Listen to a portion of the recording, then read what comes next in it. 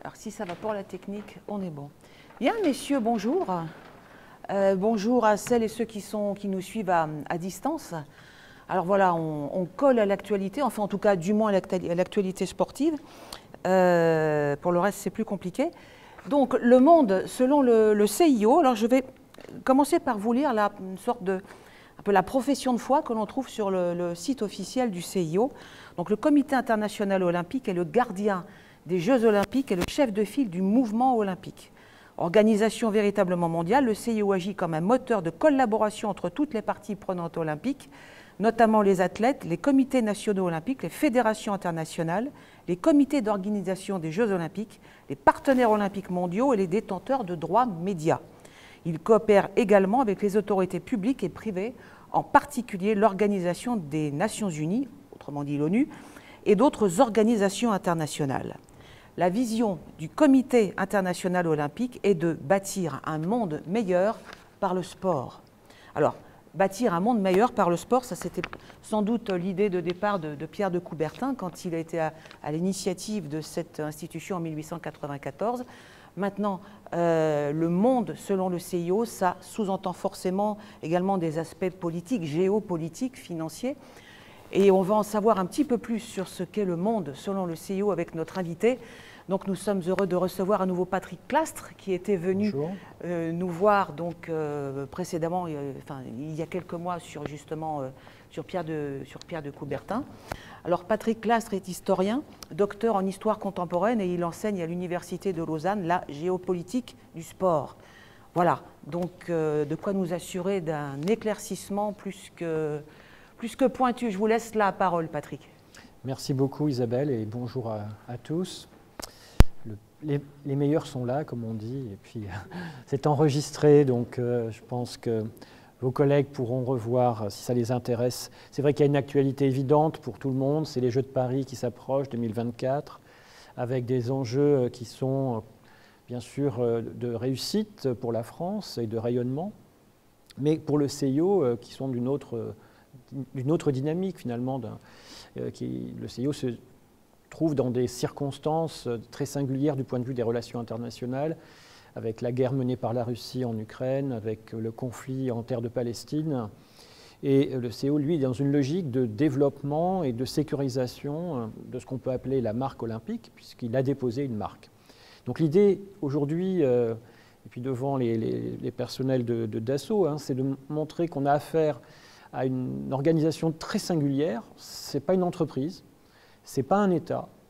Et pourtant, le CIO a déposé une marque et il mène une véritable diplomatie à l'échelle planétaire.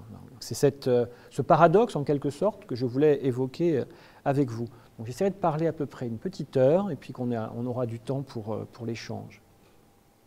Donc effectivement, ce n'est ni un État, ni une big company, et pourtant, il vend sa marque, il verrouille sa marque de manière très puissante avec ses sponsors, et il arrive aussi à discuter avec les États et parfois même à leur imposer ses vues, d'autant que désormais il y a des lois olympiques qui sont votées par les parlements. Ça a été le cas à Londres en 2012, et là pour les Jeux de Paris 2024 également. Ce sont des lois qui garantissent l'activité du CIO, en partie des lois d'exception d'ailleurs, qui font du stade olympique et du moment olympique une sorte d'extraterritorialité, c'est-à-dire que le CIO se retrouve non plus sous les lois de l'État, mais sous ses propres lois, notamment en matière de travail, de circulation. Il y a toute une série de franchises et de privilèges qui sont reconnus par la loi française. Donc c'est pas un État, c'est pas une grande compagnie, mais en même temps, il en a toutes les apparences. Et on ne peut pas confondre non plus la planète des États, celle de la communauté internationale, reconnue ou non reconnue, d'ailleurs celle de l'ONU, ou des nations qui n'ont pas d'État, qui souhaitent en avoir un. C'est la planète des sports aussi qu'il faut prendre en considération, qui a sa propre logique, son propre fonctionnement.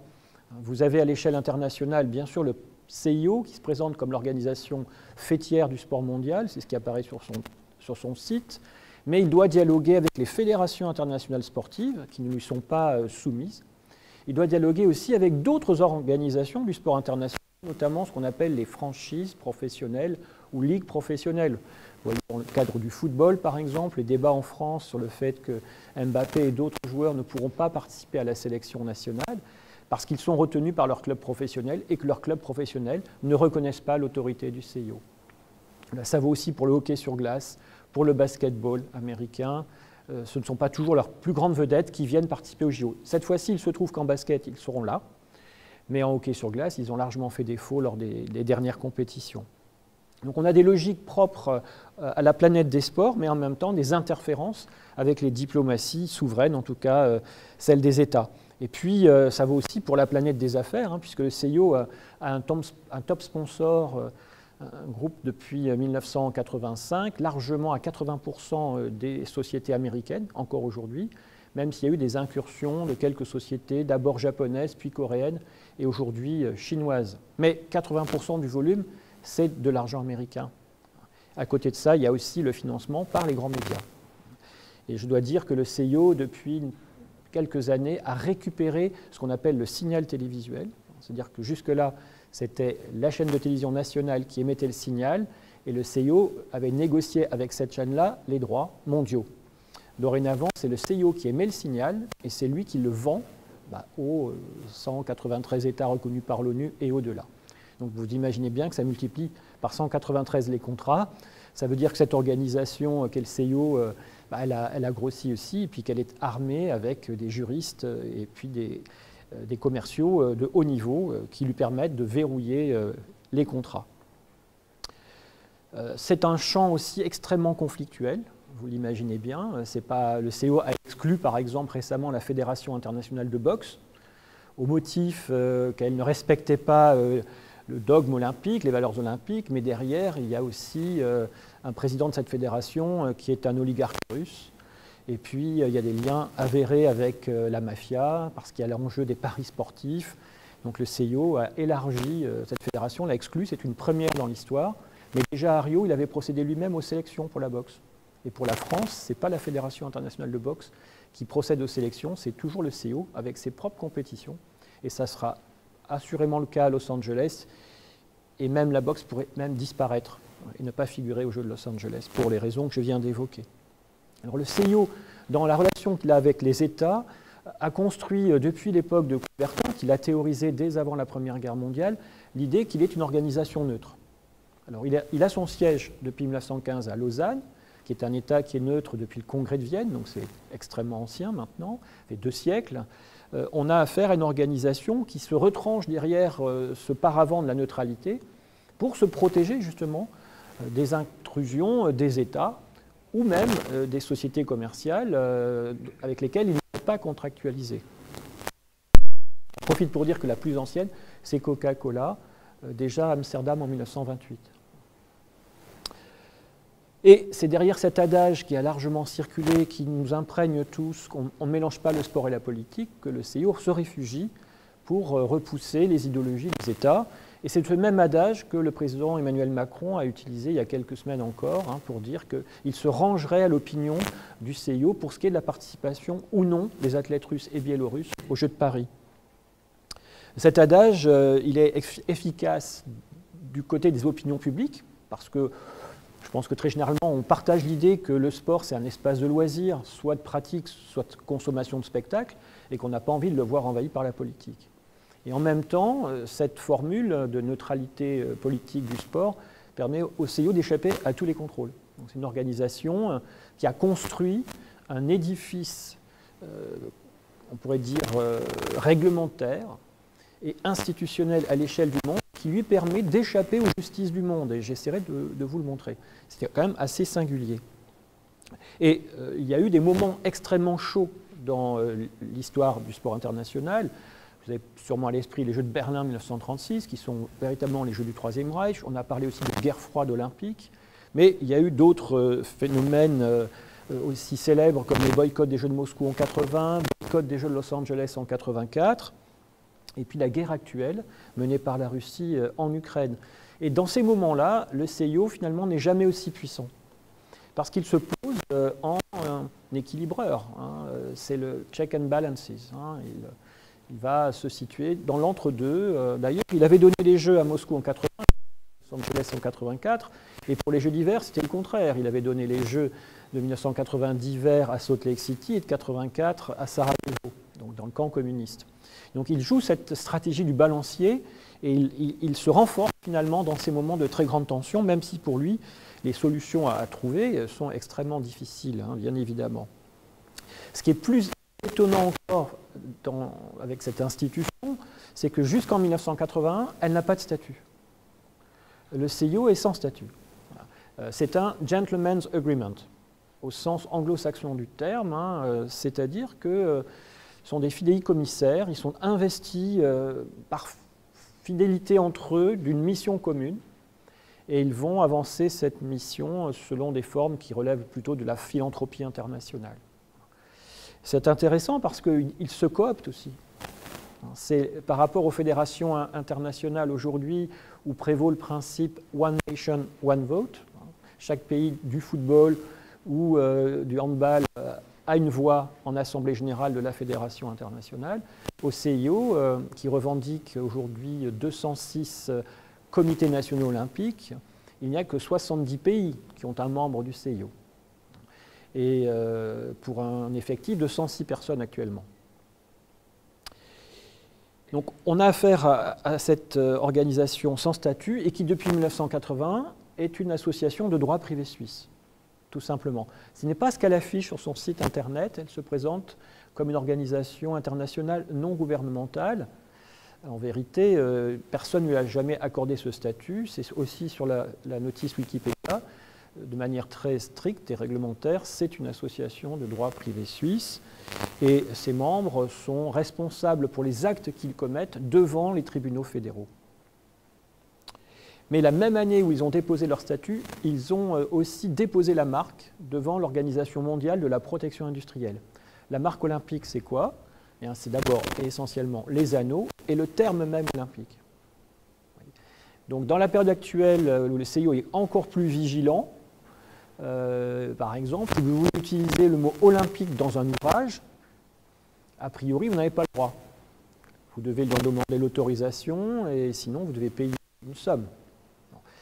Alors, pour des universitaires, je termine avec ça, pour des universitaires, la franchise universitaire fait que c'est à voir devant les tribunaux. A priori, ils n'attaqueront pas, mais si vous êtes une entreprise éditoriale, qu'elle soit papier, télévision ou radiophonique, vous êtes obligé d'en passer par un contrat avec le CIO. Il y avait une question, oui. Oui, je crois savoir que les anneaux, par exemple les fameux anneaux qui sont actuellement accrochés sur la Tour Eiffel, se louent à prix d'or. Hein. Oui, bien sûr. Oui. Non, c'est vendu à prix d'or, hein, bien sûr. Le CIO a un top sponsoring mondial avec lequel il négocie en direct. En gros, 8 à 10 sponsors. Mais ensuite, les comités nationaux olympiques ont leur propre organisation commerciale et peuvent revendre à nouveau les anneaux, mais à une autre échelle, pas pour des réclames de niveau mondial, mais pour le niveau national. Et le COJO, c'est-à-dire le comité d'organisation des JO, lui aussi a capacité à contractualiser pour ce qui est de l'événement lui-même, en amont et puis durant l'événement. Et ces premiers contrats de sponsoring, je l'ai dit, c'est d'abord avec les marques américaines. Et depuis, il y a eu Samsung,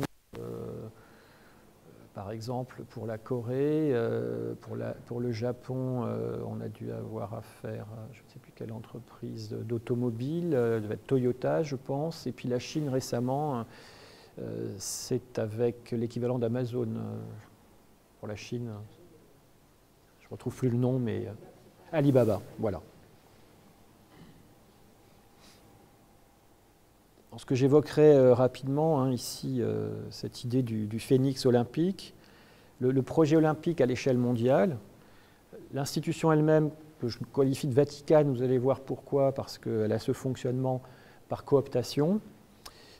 Comment le CIO arrive à contrôler la planète des sports, même s'il y a des oppositions, quelle est la diplomatie qu'il peut mener en direction des États, et puis quels sont tous ces univers parallèles qu'il a construits, dont il a le contrôle et qui lui permettent de sécuriser l'ensemble à l'échelle planétaire, puis à la fin, on pourra échanger, si vous voulez, sur les enjeux des Jeux olympiques à Paris. Alors, je le disais tout à l'heure, c'est une institution qui aurait dû disparaître à plusieurs reprises, qui est largement anachronique dans ses principes et son fonctionnement. Aujourd'hui, en tout cas pour nos démocraties, le principe de cooptation, ce n'est pas un principe qui est très largement accepté, mais à chaque fois, le CIO renaît de ses cendres. Que ce soit dans la première phase historique, avant la Première Guerre mondiale, où les organisateurs des expositions universelles ou commerciales étaient au départ les premiers organisateurs de l'événement et en avaient le contrôle. Le CIO ne faisait que donner les jeux à un organisateur de spectacle et il n'arrivait à contrôler rien, ni le programme sportif, ni l'ouverture à des professionnels ou à des femmes. Et c'est arrivé à la fois à Paris en 1900, à Saint-Louis aux États-Unis en 1904. Et puis après chaque guerre mondiale, il est remis en cause, justement pour ce fonctionnement très aristocratique, très élitaire, et il survit pour des raisons extrêmement variées, mais qui tiennent au fait que finalement, le stade olympique offre une compétition entre les nations qui est utilisée par les États du monde, et notamment les plus puissants, pour projeter justement la démonstration de leur supériorité. Et les discours de supériorité d'un pays, d'un régime politique, d'une société, d'une civilisation sur la base de la performance olympique remontent à la fin du XIXe siècle. Dès les Jeux d'Athènes, les premiers Jeux d'Athènes en 1896, les Américains, dans la presse, prospèrent sur l'idée que leurs athlètes sont les meilleurs du monde, que la nation américaine, dans le cadre de ce qu'on appelle le providentialisme américain, voilà, elle est amenée à régner sur le monde, à la place notamment des Britanniques, puisqu'ils sont dans cette rivalité avec les athlètes britanniques aussi. Et pendant la guerre froide olympique, bien que ce soit les États-Unis d'abord, puis l'URSS ensuite, ils ont voulu projeter leur puissance par la victoire olympique et le classement dans le tableau des médailles. D'ailleurs, pour la France, le président de la République a appelé un sursaut sportif. Ça aurait une mauvaise figure si la France reculait beaucoup trop dans l'échelle des médailles. En même temps, il y a des pays qui ont organisé et qui sont arrivés très loin au classement. Mais pour la France, qui est une puissance moyenne, mais qui prétend être une grande puissance, on doit avoir toutes les apparences de la puissance telle que peuvent l'avoir les Russes, les Chinois ou les Britanniques récemment, parce que jusqu'en 2008, les Britanniques, ils étaient plutôt dans la 30e place mondiale. Mais pour leurs Jeux de Londres en 2012, et déjà à Pékin en 2008, ils avaient réussi à élever le niveau de performance. Les grands boycotts en 1976, c'est les pays africains. 29 pays africains boycottent les Jeux de Montréal pour dénoncer la situation de l'apartheid, et notamment l'existence de l'apartheid dans le monde du sport. Et il faut le dire aussi, la timidité du CIO en la matière. En 80, boycott des Jeux de Moscou par 60 pays et un peu plus menés par les États-Unis. Boycott 4 ans plus tard des Jeux de Los Angeles par les puissances communistes, enfin par les pays communistes, à quelques exceptions près, comme la Roumanie de Ceausescu par exemple, qui se rend à Los Angeles, mais parce que Ceausescu à l'époque n'a qu'une manière de faire rayonner la Roumanie, c'est par ses gymnastes. On pense à Nadia Comaneci notamment.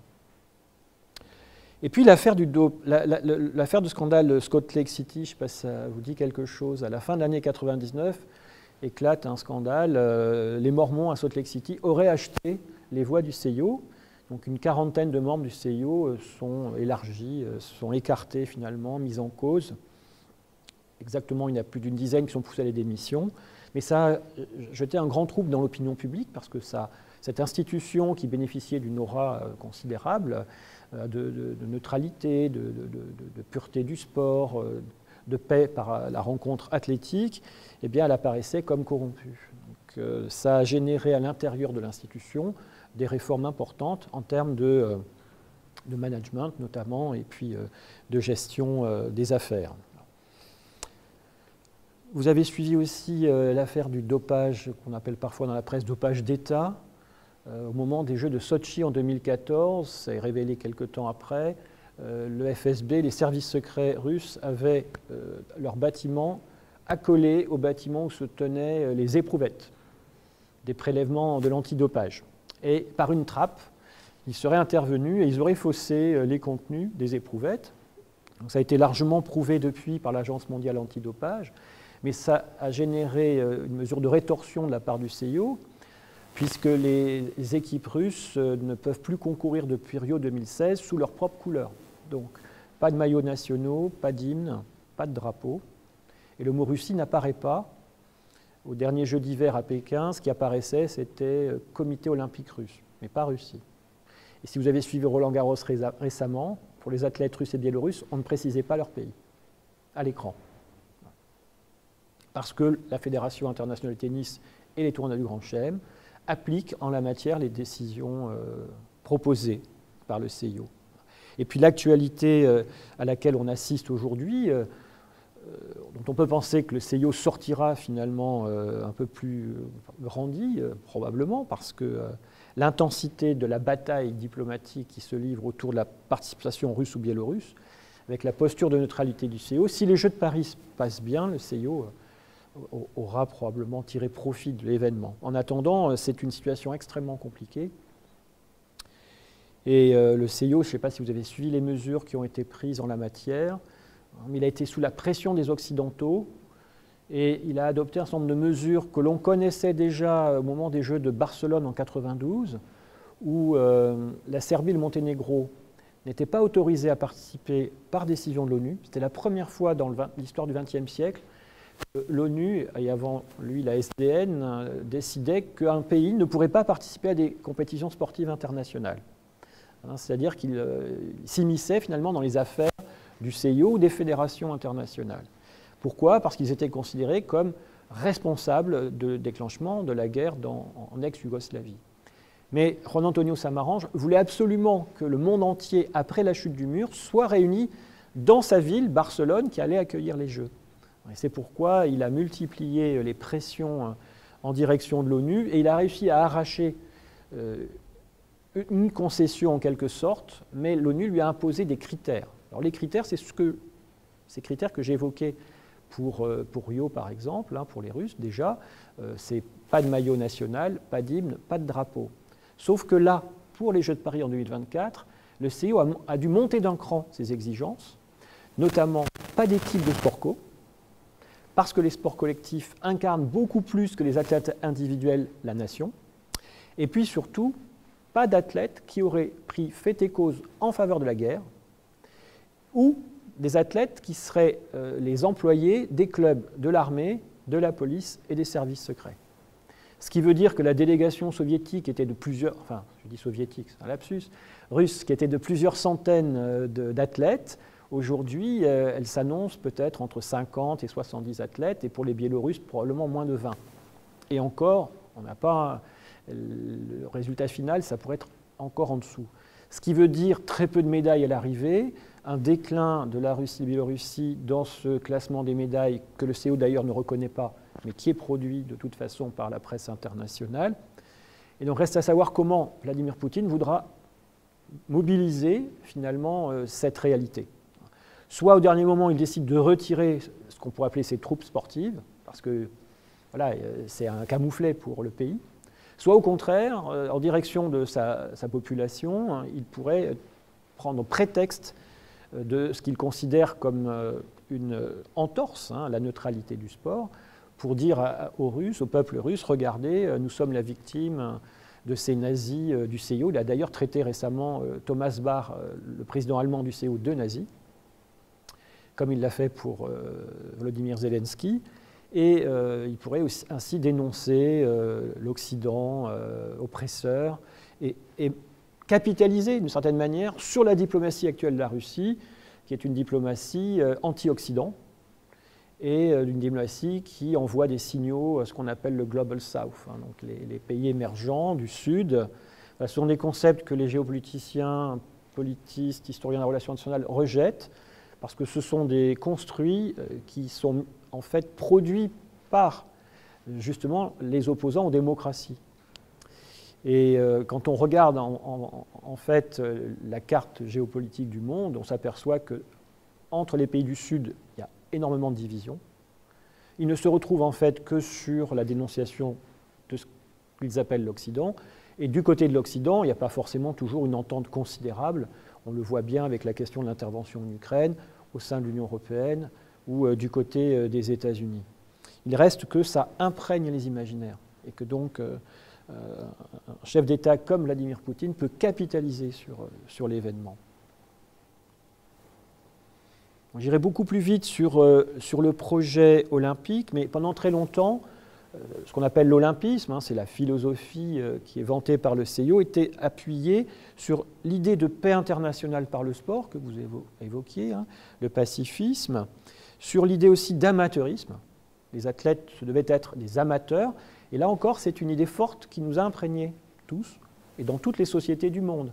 C'est-à-dire qu'on a envie que les athlètes ils soient d'une certaine manière mobilisés par des finalités qui sont celles du dépassement de soi, mais pas nécessairement de la rétribution monétaire, même s'ils sont des professionnels aujourd'hui. Et bon, pendant longtemps, cette idée qui a fonctionné, et sauf que pour les dirigeants du CIO et Coubertin et jusqu'aux années 70, c'est une manière d'exercer le contrôle, parce que l'amateurisme ne fonctionne que pour l'élite.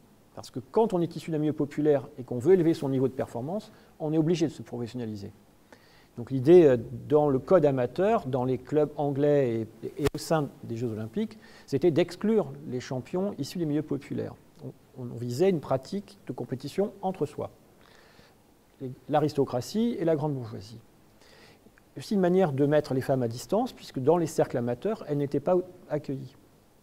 Dans certains clubs de golf en Grande-Bretagne, il y a marqué « No ladies » à l'entrée.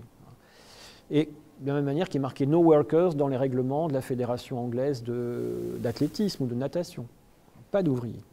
Et c'est aussi une manière, l'amateurisme, d'écarter les sportifs issus des mondes indigènes, comme on disait à l'époque, puisqu'on est à l'époque des empires. Il reste que cette idée d'amateurisme fonctionne jusqu'à aujourd'hui, d'une certaine manière. Même si le CIO a abandonné en 1981 la référence à l'amateurisme, mais il a laissé à chaque fédération internationale le soin d'en décider par lui-même. Ce qui fait que pour la boxe, la première fois où il y a eu des professionnels, c'était à Rio en 2016. Et il a fallu du temps. Alors, le rugby n'est revenu que tardivement dans les Jeux Olympiques, mais le rugby est passé professionnel officiellement dans les années 1990. Ça vaut aussi pour l'athlétisme pendant très longtemps. Donc on avait là une sorte d'héritage, mais qui renvoyait à la pureté du sport. Finalement, on est en compétition, on est juste dans une logique de dépassement de soi, d'échange, de respect de l'adversaire, mais pas dans une logique de rétribution et de gain, en tout cas de gain monétaire. Ça se marque tout cela par des adages et des devises. Donc la plus connue, c'est « plus vite, plus haut, plus fort ». Je ne sais pas si vous avez suivi, mais le CIO, juste avant les Jeux de Tokyo 2020-21, donc, a ajouté le terme « ensemble ». Donc la devise actuellement et officielle est « plus vite, plus haut, plus fort, ensemble, together ». C'est en réaction aux critiques qui ont été adressées depuis une quarantaine d'années contre la philosophie du dépassement de soi à tout prix, qui générait de la tricherie, du dopage et des paris truqués. Donc l'idée que le CIO veut avancer ici, c'est que ça doit servir la cause collective, together.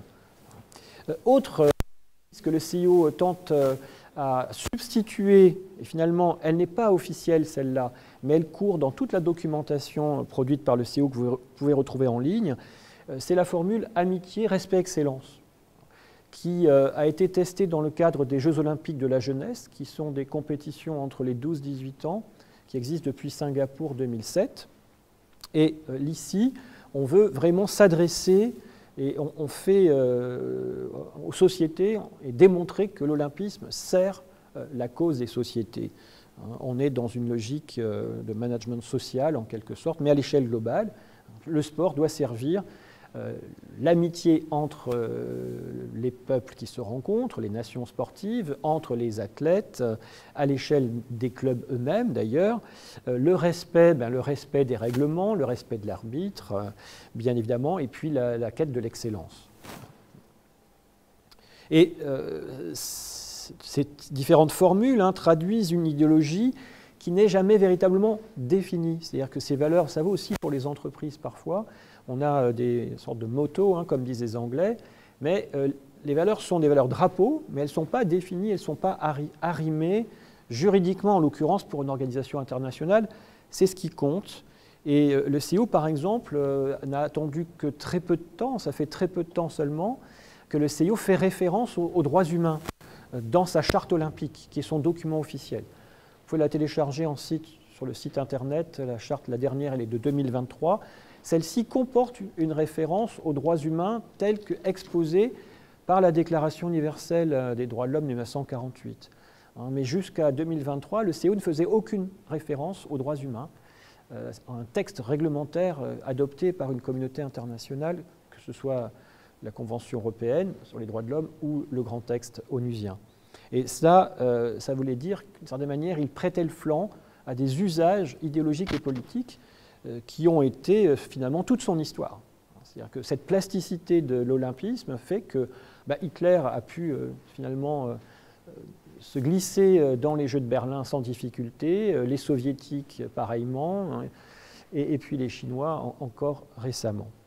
Parce que d'une certaine manière, les Chinois et les soviétiques, eux aussi, souhaitaient l'amitié entre les peuples, et souhaitent l'amitié entre les peuples, le respect de l'autorité, vous imaginez, de l'État et de ses chefs, et puis la quête de l'excellence, c'était l'objet de la compétition entre l'URSS et les États-Unis, et puis aujourd'hui la compétition mondiale dans laquelle la Chine est engagée.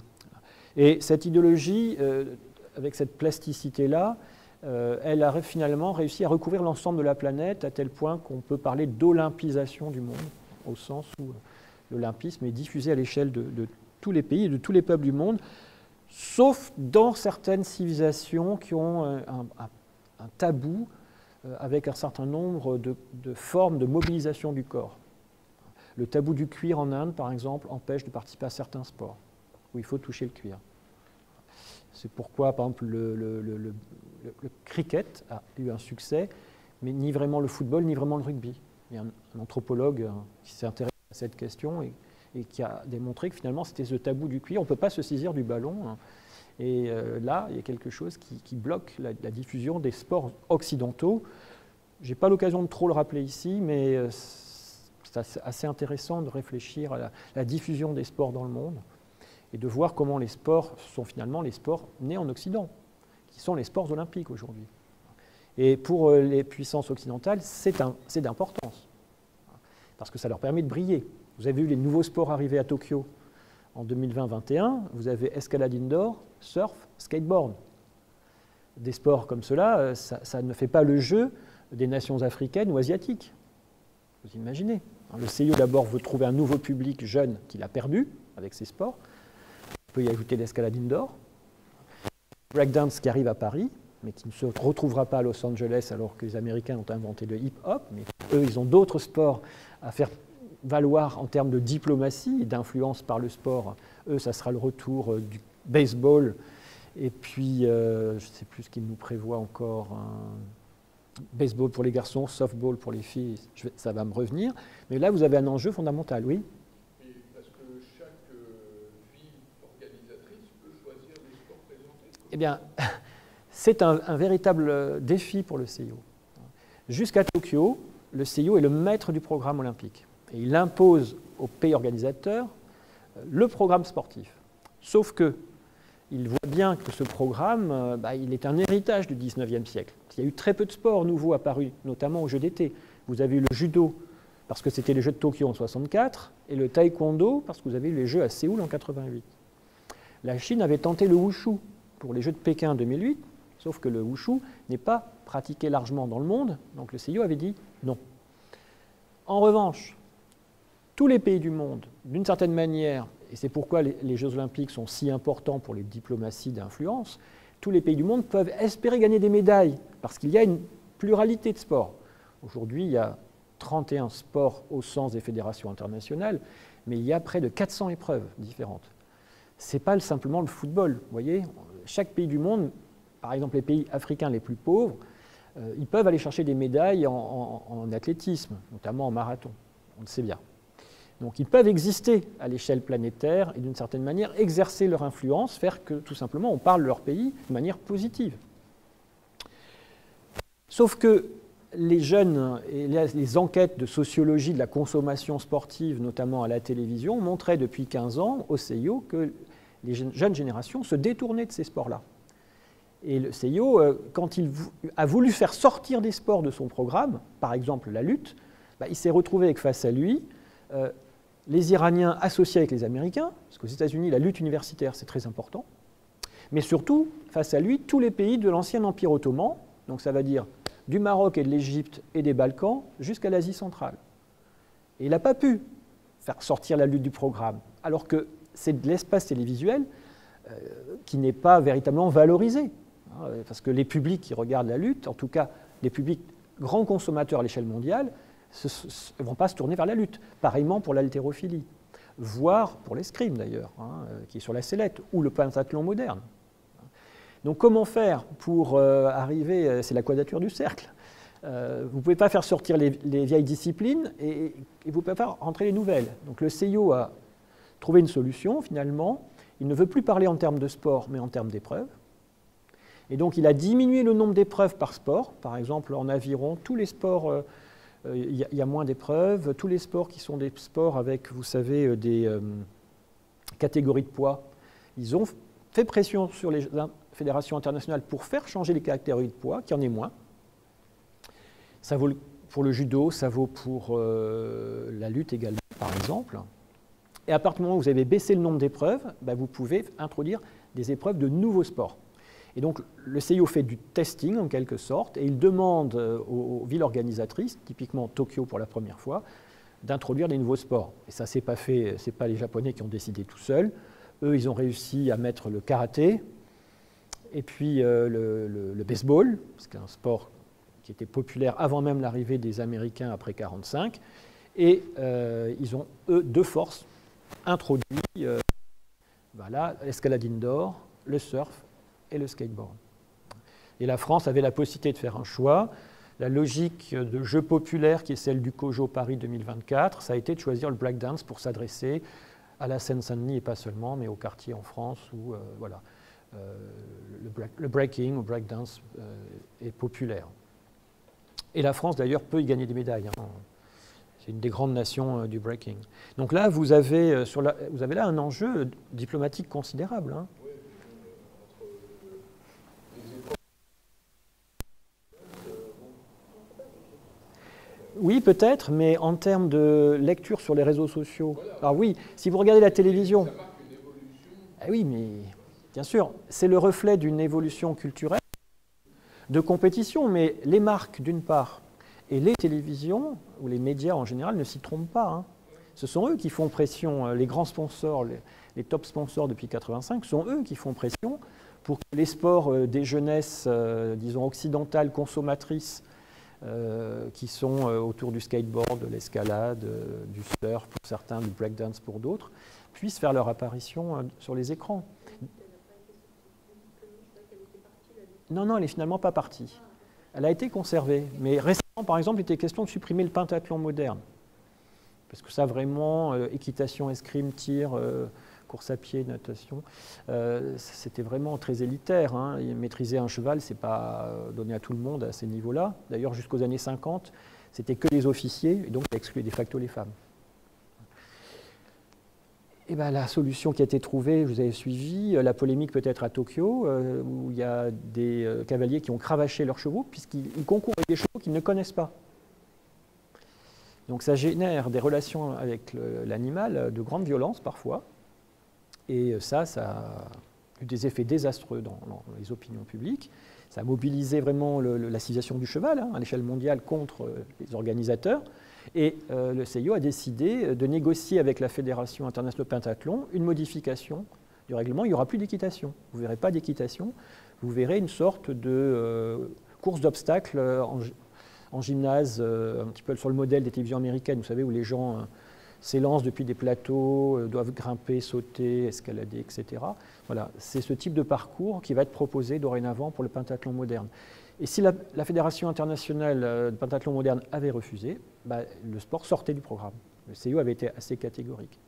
Donc soit on essaie de faire muter des sports de l'intérieur, soit on en diminue le nombre d'épreuves pour pouvoir faire apparaître des nouvelles pratiques sportives. Et si ça marche, le CIO les met de manière pérenne dans son programme. Vous voyez. Donc derrière, vous avez des enjeux évidemment qui sont de diplomatie, puisqu'il y a des États qui tiennent à ce que certains sports restent dans le programme. Puis le CIO, oui, dans une logique commerciale. Hein, c'est ce que j'évoquais avec le sous-titre que je vous ai proposé. On est vraiment on a affaire à la diplomatie globale d'une marque. C'est très intéressant parce que je n'avais pas pris conscience à quel point les épreuves olympiques ont évolué. Oui, alors là, je n'ai pris que l'exemple des sports d'hiver, des sports d'été. Mais si on prend le cas des sports d'hiver, ça, pour le coup, comme ça ne concerne globalement les pays de la neige, ce n'est que l'hémisphère nord et les pays les plus riches, à quelques exceptions près, là, le programme, il a volé en éclats depuis les années 80. Les premières modifications, c'était le biathlon introduit à la demande des soviétiques pendant la guerre froide. C'est un pays qui avait des skieurs douaniers qui contrôlaient les frontières et qui tiraient au fusil. Donc eux, ils voulaient des médailles avec le biathlon. Ça a été introduit dans les années de guerre froide olympique. Mais dans les années 1980, vous avez vu apparaître des nouvelles compétitions, après le ski acrobatique, le ski de boss, etc. Ouais. Et ce n'est pas pour rien, hein, c'est parce qu'on va chercher du temps d'écran. Et on va chercher des publics cibles. Hein, voilà. Cette institution, si elle a survécu finalement aux guerres mondiales, aux grandes déflagrations géopolitiques, mais aussi aux évolutions économiques de la planète, hein, ce qu'on pourrait appeler les différentes phases de la mondialisation, c'est parce qu'elle a un fonctionnement très singulier. Et ce fonctionnement, il tient au fait que vous avez affaire à une organisation dont les membres se cooptent. Alors on peut considérer que ce n'est pas très démocratique, hein, évidemment. En même temps, ça donne une solidité autour de 106 membres aujourd'hui. À l'époque de Coubertin, on était déjà à 50, qui se cooptaient à vie. Donc depuis le scandale de Salt Lake City de 1999 que j'évoquais tout à l'heure, on n'est pas élu à vie, et le président lui-même a un mandat de 8 plus 4 ans. Pas de troisième mandat possible. Il reste que le principe de la cooptation est toujours là. Il n'y a pas de vote. Ce qui fait qu'il y a des pays qui ne sont pas représentés. Et même stricto sensu, la charte olympique le rappelle, et c'est la force du CIO, et ça a plus ou moins bien fonctionné, c'est qu'un membre du CIO ne représente pas son pays dans le CIO, mais il représente le CIO dans son pays. Ça veut dire aussi qu'il y a des pays qui n'ont pas de membres du CIO qui interviennent chez eux. Bon, le CIO le fait autrement. Mais en tout cas, ça permet de protéger, en tout cas dans le texte, et de neutraliser finalement, de protéger les membres du CIO, puisqu'ils ne sont pas les mandants de leur État. Ils ont toute indépendance. Et pendant la guerre froide, le CIO, par exemple, s'était empressé de choisir des membres dans les pays de l'Est avant que les régimes communistes ne prennent le contrôle du sport. Et ensuite, ils ont dû finalement subir ces membres jusqu'à leur mort. Et les archives nous montrent qu'il y a des pressions incroyables quand ils atteignent 70, 80 ans pour les écarter, et parce que les régimes en place, ils veulent mettre des communistes au sein du CIO, et ils n'y arrivent pas. Pareillement, quand il y a eu la révolution de l'ayatollah Khomeini en Iran, le CIO a freiné pendant 17 ans la reconnaissance du nouveau CNO iranien, ce qui veut dire que la République d'Iran ne pouvait pas être représentée aux Jeux par ses athlètes, mais qu'il n'y avait pas de membres non plus potentiellement cooptables au sein du CIO. Donc c'est une manière de verrouiller l'institution. Et on pourrait la considérer comme une sorte une institution vaticane, puisque les cardinaux ils se cooptent entre eux, puisqu'ils choisissent leur pape, avec un fonctionnement d'église en évêché. Le CIO, il n'a pas des évêchés, mais il a des comités nationaux olympiques. Vous voyez ? Mais ça, on pourrait voir aussi cela comme un Rotary. Et d'ailleurs, pour les enquêtes que j'ai menées avec un groupe de chercheurs, on s'est aperçu que finalement, ils étaient assez nombreux dans les années 30 à 70 à être membres des Rotary et même être les délégués de leur Rotary, c'est-à-dire les chefs de leur Rotary. Le Rotary, c'est une organisation qui naît dans l'entre-deux-guerres aux États-Unis, qui est basée à Chicago et qui est divisée en sorte de provinces du Rotary. Parfois, il y en a plusieurs dans un même État, parfois, il y en a une pour plusieurs États. Et pour l'Amérique latine, être membre du CIO sans être membre du Rotary, à la tête du Rotary de son pays, ça n'existe pas quasiment. Ça veut dire aussi qu'on a affaire à des membres qui sont des grandes puissances d'argent et d'influence. Si je regarde aujourd'hui les 106 membres du CIO, j'ai regardé les 25 membres masculins qui ont les plus hauts niveaux professionnels, ils sont à la tête des grandes entreprises du monde. Vous avez par exemple le Sénégalais, le membre sénégalais, il est à la tête du Crédit Suisse. Vous voyez ? Vous avez un autre membre latino-américain, il est à la tête de la Banque du Trésor des États-Unis. Vous voyez ? Les deux seules femmes qui sont chefs d'entreprise, l'une est thaïlandaise, elle était à la tête d'un consortium de tourisme de luxe, donc c'est pas rien pour la Thaïlande. Et l'indienne, elle est la patronne de la plus grande entreprise d'aluminium au monde. Vous voyez? Et c'est ce niveau-là, pour les 25 d'entre eux. Après, peu différent, mais ça leur... Pardon? Après, c'est les travailleurs du... Non, c'est pas vraiment des travailleurs, mais on est dernier niveau socio-professionnel, voilà, médian, on va dire, voire pour les pays africains, plutôt des gens qui viennent du management des clubs ou des éducateurs sportifs, mais en nombre très minime, en vérité. Mais ça leur permet d'être très influents jusqu'à l'intérieur des États et puis de négocier aussi les droits télévisés, etc., en s'appuyant sur une administration qui est quand même conséquente. Parce que l'administration du CIO, c'est 500 personnes temps plein, hein, et 500 externes qui sont rémunérés à l'année. Les cabinets d'experts, etc. Donc ça fait quand même une belle administration à Lausanne, donc c'est pas très loin de mon bureau. Et il y a près de 60 fédérations internationales à Lausanne auprès du CIO. C'est une manière aussi de donner de la solidité à l'édifice. Donc on n'a eu que 8 présidents depuis Démétrios Bikelas, qui a fait 2 années de présidence juste avant Coubertin, le grec. Ça ne fait pas beaucoup, hein, en 130 ans à peu près. L'administration, donc j'en parlais, on était à 420 employés au début du mandat de Thomas Bach. Semble-t-il, on est plutôt à 500 aujourd'hui et 500 consultants. Je ne suis pas spécialiste management des organisations, mais mon collègue à Lausanne, Emmanuel Bale, m'a dit récemment qu'on était plutôt à 500 plus 500. Les sessions ou assemblées générales sont publiques, vous pouvez les voir en ligne. Ça veut dire que l'essentiel qui se joue ne se joue pas là, hein, ça se joue bien évidemment avant, au sein de la commission exécutive, mais ça vaut aussi pour les grandes entreprises. Hein. Et puis c'est une entreprise de niveau mondial qui cultive aussi son secret, même si elle est très généreuse dans l'ouverture de ses archives. La prescription est dite vingtenaire, donc les archives des 20 dernières années, on ne peut pas y accéder. CIO a récemment changé pour la commission exécutive, c'est 30 ans, ce qui exclut le scandale de Salt Lake City. Voilà. L'institution essaie quand même de se défendre, mais elle ouvre largement ses archives. La particularité, c'est que l'organigramme administratif n'est pas connu. Je vous mets au défi de le trouver en ligne ou dans les publications du CIO. Alors on peut recoller les morceaux, hein, reconstituer, mais voilà, les directeurs ont des niveaux de rémunération extrêmement élevés, 15 directeurs. Et le CIO, jusqu'à Jacques Rogge, donc le Belge qui était à la tête, un chirurgien belge à la tête du CIO avant Thomas Bach, donc début des années 2000, hein, 2001-2013 pour Jacques Rogge, a commencé à publier les comptes du CIO. Ils n'étaient pas publics. Voilà. Mais quand vous manipulez 8 milliards d'argent que vous recevez après chaque Jeux olympiques d'été, quand vous publiez 3 pages de comptes financiers, ça ne fait pas beaucoup. Vous voyez, enfin, je ne sais pas dans quel secteur de chez Dassault vous travaillez, mais voilà, c'est très minime. Et surtout, il n'y a pas de traçabilité de l'argent. C'est-à-dire que le CIO annonce qu'il reverse 90% du volume financier aux fédérations internationales, donc qui sont sous perfusion de l'argent olympique, c'est aussi une manière de les tenir, et aux comités nationaux olympiques, notamment les plus pauvres. Sauf qu'on ne sait pas où va cet argent.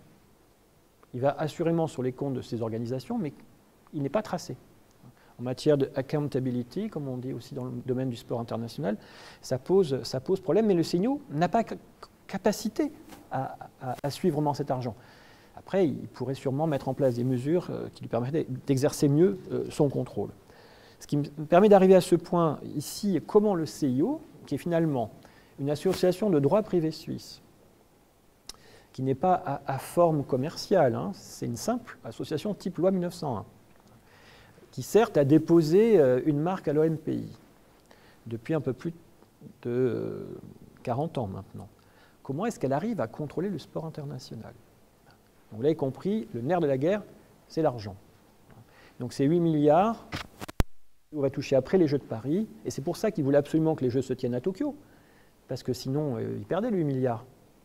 On considère qu'aujourd'hui, le CIO a en caisse à peu près au moins 2 Jeux olympiques d'avance, 2,5, entre 15 et 20 milliards de dollars en caisse. Donc ils auraient pu amortir finalement le fait que les Jeux ne se tiennent pas à Tokyo. mais ce n'est pas très bon non plus pour les finances. S'ils pouvaient avoir les jeux, c'est mieux. Donc le CIO a fait d'énormes pressions sur le Japon pour qu'ils tiennent quand même les jeux. Vous avez vu comment ils se sont tenus. Il n'y avait pas de spectateurs.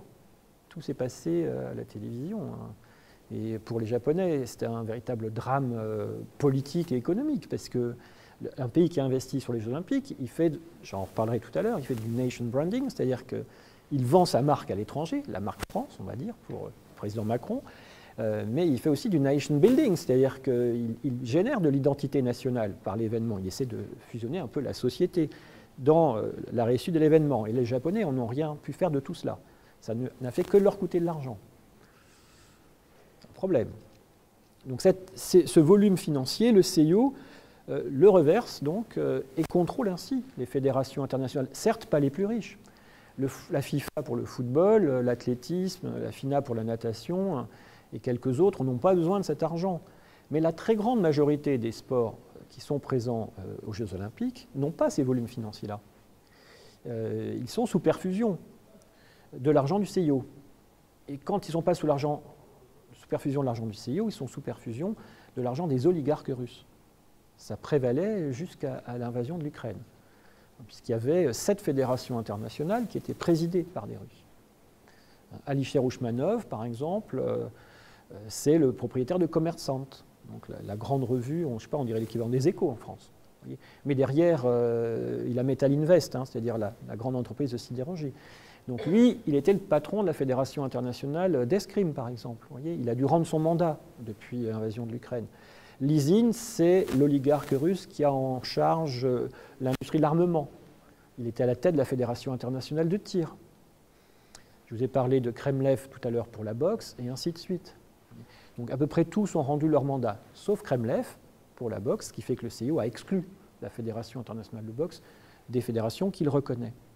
Donc on a affaire à une organisation qui verrouille les fédérations internationales et qui met sous perfusion aussi financière les comités nationaux olympiques, qui sont d'ailleurs les bras armés du CIO à l'intérieur des pays, puisque quand un pays, je vais prendre le cas de l'Italie récemment, ou même la France, essaie de légiférer en matière sportive, et que dans cette loi qui se prépare, il est question de mieux contrôler le comité olympique français, ou le CNOSF, ou de mieux contrôler le comité olympique italien, le CONI, eh bien le CIO dit, si vous allez jusque-là, nous allons mettre fin à la reconnaissance de votre comité national olympique, et vos athlètes ne pourront pas participer aux JO. Donc, la France a été alertée 2 fois, il y a une dizaine d'années, et l'Italie récemment, et ça a été très loin, puisque finalement le gouvernement Salvini à l'époque avait dû retirer la loi qu'il prévoyait. Le Guatemala s'est vu refuser sa reconnaissance il y a 3 ans, et ils étaient partis pour ne pas avoir d'athlètes à Paris en 2024. En mars dernier, le CIO a finalement levé la suspension, et le gouvernement guatémaltèque n'a pas finalement légiféré et poussé plus loin sa législation.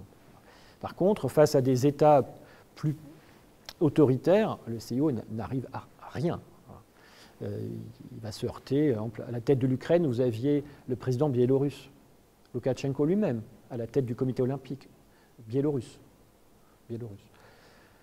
Il a finalement dû démissionner. Le CIO a fait pression, mais c'est son fils qui est devenu le nouveau président. Vous voyez, ça pose problème. Un certain nombre de républiques d'Asie centrale, c'est le chef de l'État qui est le patron du comité olympique. Donc là, la neutralité que le CIO défend, arrive à peu près à défendre face à des démocraties, il ne cherche même pas à les défendre face à des régimes autoritaires. Si le CIO verrouille les fédérations internationales et les CNO, c'est parce qu'il y a quand même des adversités, il y a de la concurrence. Donc je passe très rapidement, mais il y a toute une série de formes d'organisation du sport international qui lui échappent. Les Challenge Rounds, on a un peu oublié, mais ça vaut pour l'America's Cup, par exemple. Ça échappe au CIO. Il y a des compétitions de voile au JO. Et l'America's Cup, il n'a pas de contrôle là-dessus. Très longtemps, d'ailleurs, la Coupe Davis, c'est pareil, le principe même de la Coupe Davis, ça échappait au CIO. C'est le même principe. Le Challenge Round, c'est le vainqueur de l'année d'avant se retrouve directement en finale, et les autres se concurrencent pour désigner un challenger. Donc ça, c'est vraiment des vieilles formes de compétition. Mais il y a eu toute une série de compétitions alternatives et même opposées aux JO. Il y a eu les Jeux mondiaux féminins lancés en 22 par une Française, Alice Mia, dont on parle beaucoup maintenant. Il y a eu des Jeux socialistes, des Olympiades populaires dans les années 20 et 30. Il y a eu des Spartakiades communistes, deux Spartakiades dans les années 30, organisées par l'URSS. Les Maccabiades avant même la création de l'État d'Israël, dans les années 30. Hiver et été. En hiver, c'était dans les Balkans, et l'été, c'était à Tel Aviv. Des Jeux mondiaux estudiantins, militaires, des Jeux régionaux, largement pilotés par les YMCA. C'est la diplomatie américaine, mais en tout cas, une lutte d'influence. Mais les YMCA avaient prospéré du côté de l'Amérique latine, de l'Asie-Pacifique, avec les Jeux latino-américains et les Jeux de l'Extrême-Orient, qui étaient concurrents des JO. Et puis, vous avez la télévision ESPN qui, depuis une trentaine d'années, a mis en place ces X Games, qui sont tous les sports extrêmes qui ne sont pas aux JO. Et ça marche très bien. Pour le coup, et là, l'organisation est totalement privatisée. Et ce qui est... là, on est vraiment dans ce que certains de mes collègues de management du sport appellent le sport entertainment, parce que là, pour le coup, vous avez un mélange de la compétition sportive avec de la musique et des concerts. Et c'est ce que vous allez voir à la Concorde. Les épreuves de skateboard, par exemple, ou de breakdance, elles n'existent pas sans musique, particulièrement le breakdance. Ça posait un problème au CIO. C'est peut-être pour ça que le CIO ne reprendra pas le breakdance aussi à Los Angeles, parce que qui est propriétaire de la musique? Donc le CIO a acheté les droits sur 200 musiques qu'il impose aux big boys et big girls, comme ils s'appellent, aux breakers, comme on veut. Mais alors que dans la culture du breaking, ce sont les breakers eux-mêmes qui produisent leur musique. Et oui, là, en termes de droits et de retransmission télévisée, ça devient extrêmement compliqué. Et puis, si on regarde aussi les formes de désignation des vainqueurs, c'est un peu comme à l'époque des chefs germains. Vous tapez fort sur le bouclier, puis c'est vous qui devenez roi. C'est pareil pour les breakers. C'est au son. Donc, il faut gueuler pour soutenir votre équipe. Et si vous gueulez plus fort que les autres, vous l'emportez. Pour le CIO, ce n'est pas possible. Donc, ils ont codifié. Ils ont dû même solliciter World Dance. Je ne sais pas si ça vous dit quelque chose. World Dance, c'est la danse de salon. Et c'est World Dance qui gère le breaking, qui le codifie, qui procède aux sélections et qui va prospérer d'ailleurs, puisqu'ils vont toucher en retour des droits. C'est pas du tout la même culture. Et quand le CIO s'est avancé vers les breakers dans chacun des pays, ils se sont coupés en deux, comme dans le monde du surf. C'est-à-dire, il y a ceux qui ont dit bah, non, ce n'est pas notre univers, on ne participe pas. Puis il y a ceux qui ont dit bah, oui, moi je veux gagner des médailles, je veux être salarié en tant que champion de haut niveau. Et ben, ils sont entrés, ils ont créé des fédérations nationales et ils sont entrés dans les structures de World Dance. Enfin, ils ont créé des comités breaking à l'intérieur des fédérations nationales de World Dance. Ça s'est passé comme ça. Donc c'est intéressant de voir toutes ces stratégies. Et comme vous le disiez, en lien avec les cultures sportives d'aujourd'hui. Bien sûr, ce n'est pas forcément les nôtres, mais ce sont celles aussi qui sont efficaces au plan économique et médiatique. Donc les fédérations, j'en ai parlé, sauf que les fédérations, elles se sont constituées en super fédération mondiale à plusieurs reprises dans leur histoire, 3 fois, en 1920, dans les années 60, avec la télévision, et puis dans les années 90, pour contester l'autorité du CIO et organiser leur propre compétition internationale et écarter le CIO. Et la dernière tentative a échoué en 2022. L'organisation s'appelait Sport Accord, a été menée largement au départ par le monde du cyclisme, et puis le dernier président était celui de la Fédération internationale de judo. Et ils ont tenté de créer des compétitions alternatives entre les Jeux olympiques, des compétitions qu'ils appelaient championnats mondiaux thématiques. Par exemple, tout ce qui est compétition de boxe, ça se déroulait, il y a eu deux éditions, ça se déroulait en Russie. Alors vous aviez toutes les compétitions de combat, toutes les formes de combat, y compris MMA, la boxe, le traditionnel, toutes les formes de combat venues d'Asie, etc. Les luttes, toutes les luttes. Vous aviez aussi des championnats thématiques qui étaient prévus de bord de mer. Vous aviez à la fois du football et du rugby sur le sable ou du volley beach, et puis les compétitions de surf, etc. D'autres étaient plutôt des compétitions dites esthétiques. Donc on allait réunir les compétitions de GRS avec les compétitions de danse sur glace, vous voyez, et tout ce qui mobilise davantage les évaluations esthétiques. Et puis étaient prévues aussi des compétitions, des jeux d'esprit, qui sont organisés aussi en fédération internationale. Les échecs et même le poker. Il existe une fédération internationale de poker. D'ailleurs, celui qui a opéré la révolution commerciale est aujourd'hui le patron de la fédération internationale de poker. C'est intéressant. Voilà, donc sport à corps a volé en éclats, n'existe plus. Et on peut dire que le président du comité olympique français, qui est en même temps le président de l'UCI, donc Union cycliste internationale, a joué un grand rôle dans la disparition de sport à corps, puisqu'il n'a pas relancé l'UCI dans la construction de cet édifice. Donc il est plutôt proche du président actuel, Thomas Bach. Donc l'amateurisme, pendant longtemps, ça a été l'arme atomique. Vous avez compris comment l'amateurisme servait à contrôler le programme des sports olympiques. Et puis aujourd'hui, c'est plus simplement l'intégration des nouveaux sports, c'est aussi de nouvelles formes compétitives qui sont plébiscitées par les publics du monde. Parce que le sport, finalement, c'est un héritage dans sa forme de compétition internationale, c'est un héritage de la fin du XIXe siècle. On séparait les hommes, les femmes, on séparait les gens en bonne santé des gens en situation de handicap, par exemple, on séparait les âges aussi. Et tout cela, à l'ère de la mondialisation, a encore sa place. Mais il y a de nouvelles attentes. Et le CIO réfléchit à cela.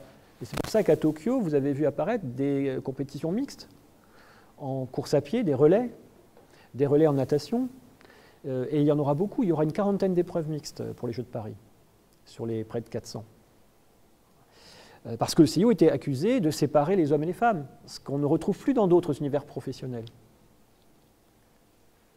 Mais sauf que dans le sport, ça fonctionne encore. Et puis, des questions de mixité aussi entre les nations, parce que le piège finalement de l'olympisme pour le CIO, c'est qu'il met en face des compétiteurs qui représentent des nations. Il n'y a rien de tel dans le monde de la musique, même si on va distribuer des palmes ou des Césars, mais les artistes ne sont pas dans cet univers-là. Vous ne voyez pas des artistes venir sur scène, se produire en maillots nationaux et puis se faire de la concurrence sur ce terrain-là. On n'est pas du tout dans cet univers. Mais le sport a cette singularité-là. C'est à la fois le moteur finalement des compétitions internationales et ça assure la réussite des institutions sportives, mais en même temps c'est leur malheur, parce qu'elles se retrouvent prises au piège des diplomaties d'État qui se saisissent du sport. Donc c'est vraiment une sorte de... c'est pas un paradoxe, hein, mais c'est une impasse théorique quasiment. Donc la manière que le CIO a aujourd'hui de réfléchir pour les Jeux de la jeunesse, c'est de tenter tous les sports co de rassembler les gamins et les gamines qui ont concouru dans les sports individuels, de les rassembler dans des équipes de couleurs pour les sports co. C'est des réflexions qui ont cours actuellement. Par exemple, à la Fédération internationale de sport universitaire, qui a son siège juste au-dessus de mon bureau, à Lausanne, eh bien, eux, ils réfléchissent non plus à des compétitions entre nations universitaires du monde, les championnats de volley-ball entre l'équipe française et puis les équipes chinoises, suisses, etc. Non, ils pensent à des compétitions entre universités. Or, les universités, bien évidemment, leurs étudiants, ils viennent de tous les pays du monde.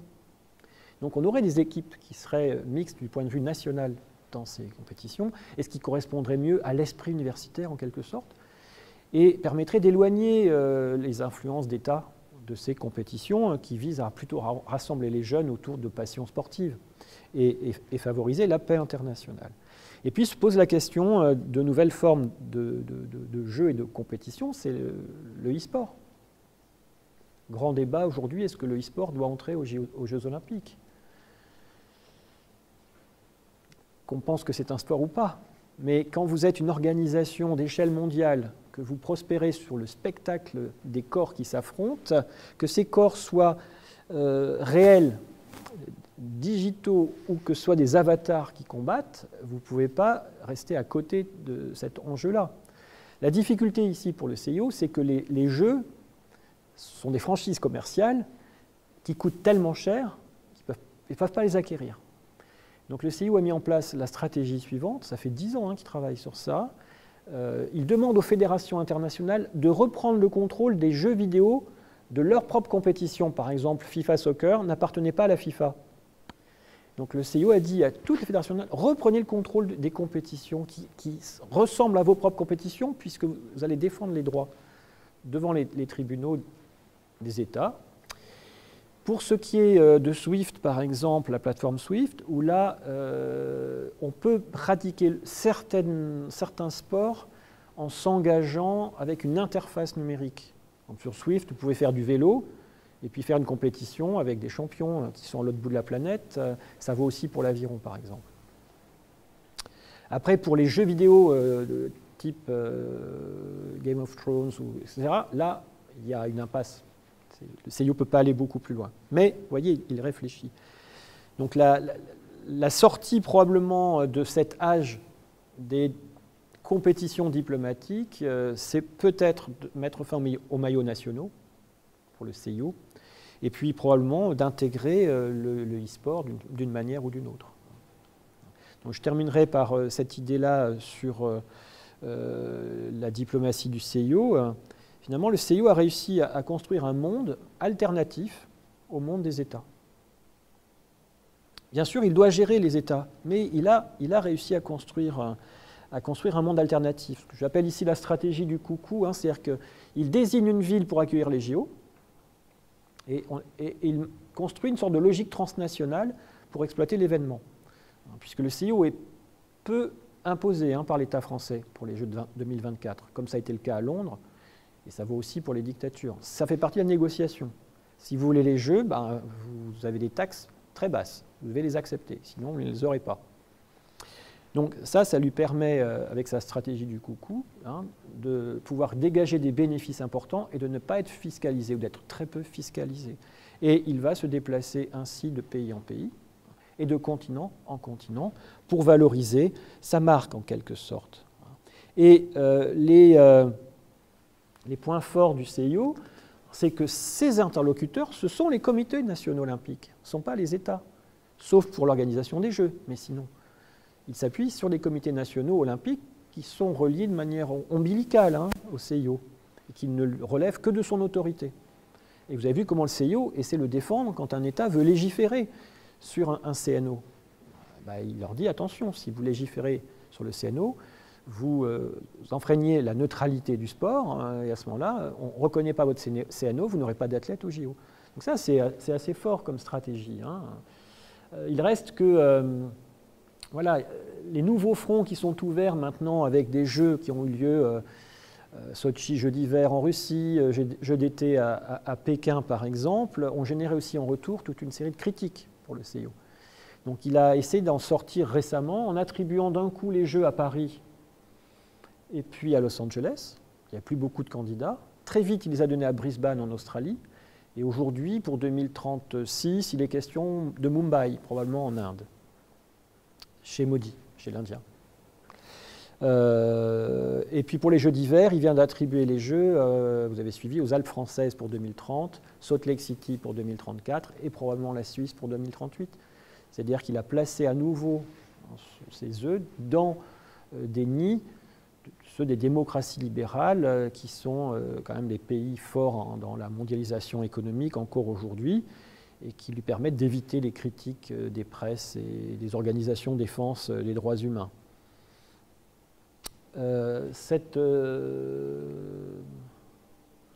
Après, ce sont des rappels un peu historiques. Et voilà, cette diplomatie, elle est quand même impuissante face au monde réel. C'est-à-dire que quand le CIO se retrouve face à une dictature puissante, il ne peut rien faire. Typiquement, les Jeux de Berlin en 1936 face à Hitler, les Jeux de Pékin en 2008 face au régime chinois. Là, il y a eu un pare-feu, vous vous rappelez peut-être, la Chine avait mis un pare-feu informatique. Plus personne à l'intérieur de la Chine pouvait communiquer avec le reste du monde. Donc, au bout d'un moment, ils l'ont un petit peu levé, mais la Chine a tout contrôlé. Et encore plus pour les derniers Jeux d'hiver. La menace pour le CIO proviendrait d'une entente des pays du monde, à l'échelle internationale, qui voudraient prendre le contrôle du sport ou légiférer sur le sport. C'est arrivé à plusieurs reprises. La Société des Nations, dans les années 20, a tenté de créer un consortium de fédérations contre le CIO, qui était jugé peu démocratique. La France a tenté, dans les années de Gaulle, d'utiliser l'UNESCO, puisque l'UNESCO a un volet éducation, donc l'éducation par le sport, l'éducation physique, si vous voulez. C'est une manière pour la France d'essayer de reprendre le contrôle du CIO, puisqu'il n'y avait plus de Français à la tête du CIO depuis Coubertin. Et la France a tenté dans les années 60 d'imposer son candidat. Ils ne sont pas arrivés. Et face à cela, et ces menaces récurrentes d'un ONU du sport, qui serait un peu comme le Bureau international du travail, par exemple, vous voyez, il y aurait un Bureau international du sport, un organisme onusien. Ça, CIO n'en veut pas, c'est le danger ultime. Donc, la solution qui a été trouvée par Juan Antonio Samaranch, le président du CIO des années 80 à 2001, ça a été de financer un certain nombre d'actions onusiennes, l'UNESCO, l'UNICEF, la faim dans le monde, etc., le HCR, en proposant des activités sportives et aussi de l'argent pour séduire cette organisation et plutôt contractualiser avec elle. Aujourd'hui, il y a toute une série d'actions, comme le font un certain nombre de grandes entreprises aujourd'hui, avec des ONG de financement de leurs actions, dans une dimension qui est, on va dire, philanthropique, mais qui est aussi diplomatique, parce que le CIO cherche à repousser toute entreprise onusienne qui viendrait prendre le contrôle du sport. Il n'a pas pu le faire en matière de dopage, parce que le règlement antidopage que le CIO prend en 1965 n'arrive pas à le faire respecter. Il a face à lui des dopages d'État en RDA qui ont été révélés ensuite par les archives de la Stasi, par exemple, ou en Russie plus récemment, ou aux États-Unis, un dopage qui n'est pas un dopage orchestré par l'État américain, mais qui relève des officines des entraîneurs qui, eux, organisent le dopage de leurs athlètes. Donc, face à cet échec, et le scandale notamment du dopage dans le Tour de France, la pression a été forte sur le CIO, et le CIO a voulu créer une agence mondiale antidopage à sa main, où il aurait été seulement représenté avec les fédérations internationales. Et c'est là que les ministres italiens, français à l'époque, c'était Marie-Georges Buffet, et belges et canadiens ont dit non. Et l'Agence mondiale antidopage qui a été créée, qui a en charge la lutte antidopage aujourd'hui, elle est positionnée à Montréal, elle est bipartite. Les gouvernements sont représentés pour moitié et les organisations sportives internationales pour moitié. Et ça, c'est véritablement dangereux pour le CIO parce qu'il n'a pas le contrôle. Et donc, il vient de créer récemment une nouvelle organisation, je ne sais pas si vous avez suivi, l'International Testing Association, qui déshabille en quelque sorte l'AMA. Voilà. Donc, je passe directement à la fin, puis on peut échanger un petit peu. Les enjeux pour Paris, outre le fait que si le CIO n'avait pas voulu donner les Jeux à Paris, il y a eu quand même 4 tentatives. La 4e tentative pour que la France obtienne les Jeux, elle les a obtenues, qu'on le garde bien à l'esprit, parce qu'il n'y avait plus de candidats. Donc le CIO les a donnés d'un coup à la France et aux États-Unis. Sauf que les États-Unis voulaient les Jeux pour 24 et ils ont accepté les Jeux pour 28 contre $1 milliard. Je pense que la France aurait pu attendre 4 ans, et prendre le milliard. Mais les Français, vous savez, on est très commémoratif. Donc, 1924, les derniers Jeux, 2024, les suivants. Et on a perdu $1 milliard. Bon.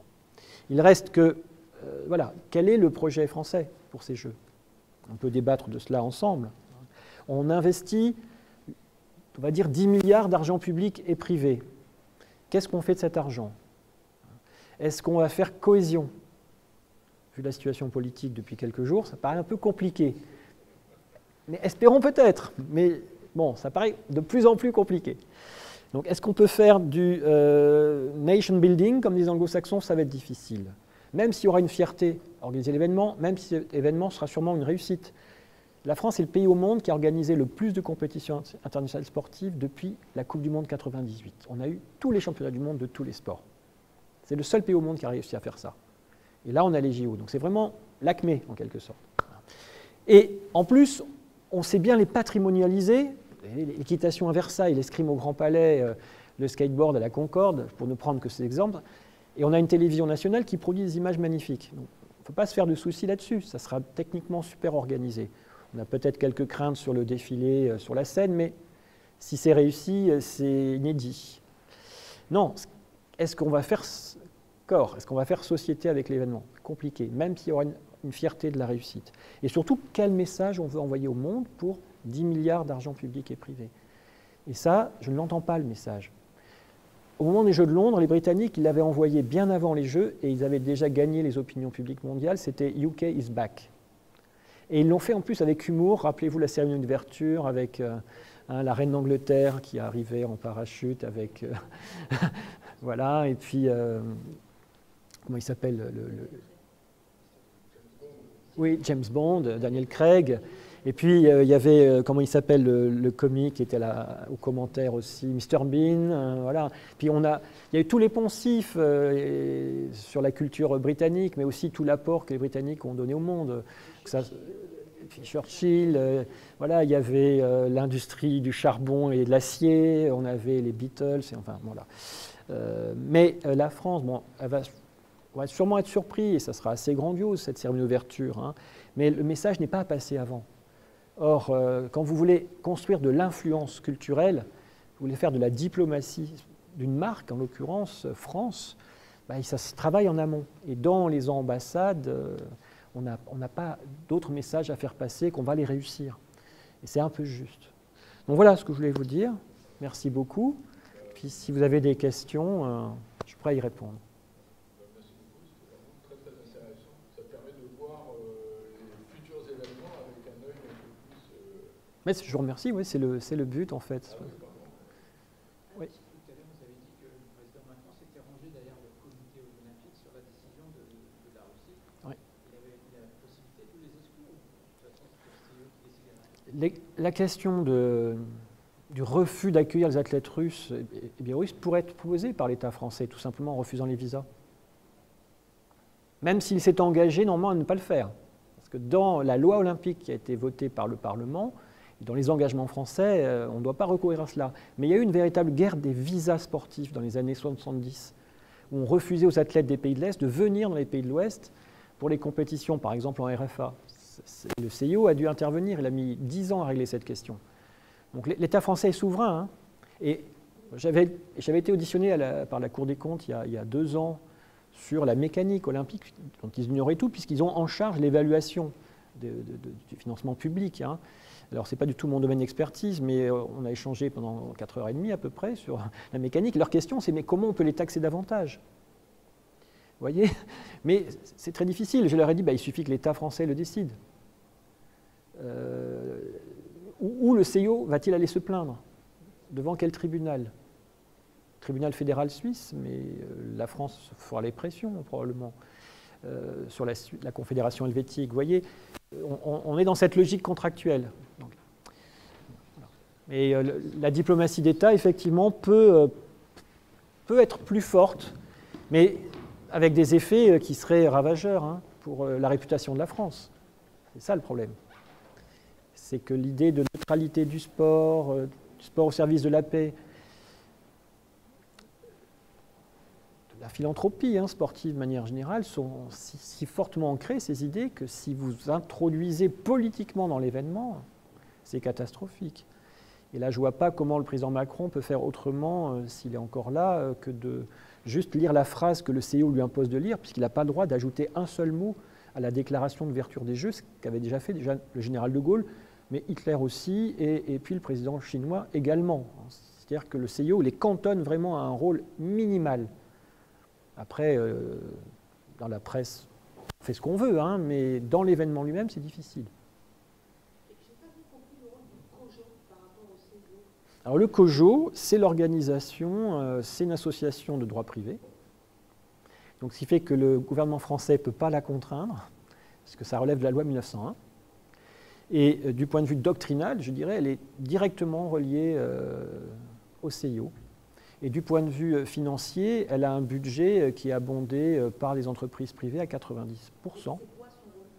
Alors son rôle, c'est d'organiser l'événement, au sens qu'ils doivent veiller à ce que la Solideo, qui a en charge la construction des équipements sportifs, voilà, donc là, avec l'intervention de l'État et des entreprises, voilà, livre finalement les installations. Et lui, il organise l'événement au sens de les compétitions auront lieu là, tel jour, telle heure, il organise tout ce qui est tout le sponsoring qui est autour, il organise toutes les relations avec les médias du monde entier pour assurer la réussite de l'événement, technique, sportive et médiatique. C'est ça son rôle. Et le Comité national olympique sportif et français est très désabusé parce qu'il n'a aucune prise sur le COJO. Le COJO ne lui doit rien. Et le COJO n'en réfère qu'au CIO. Et pour le gouvernement français, c'est très difficile de peser dans l'événement.